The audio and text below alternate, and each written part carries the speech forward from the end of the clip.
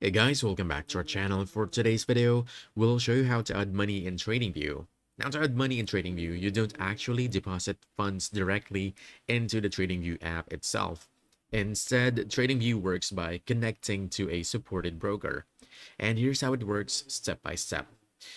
First, you want to open your TradingView account and go to the trading panel at the bottom of the chart. Here's the trading panel. Just click this and drag it all the way up. And from here, you'll see the list of available brokers. Now choose the one you want to use. For example, I want to use BingX. Here's BingX. Just click this one and click connect.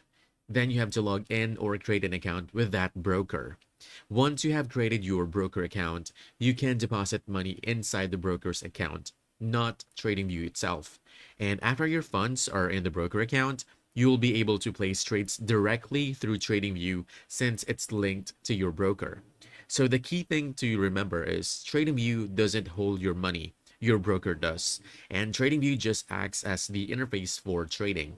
And that's it. We hope this video helped you out. Like and subscribe to our channel for more helpful videos. Thanks.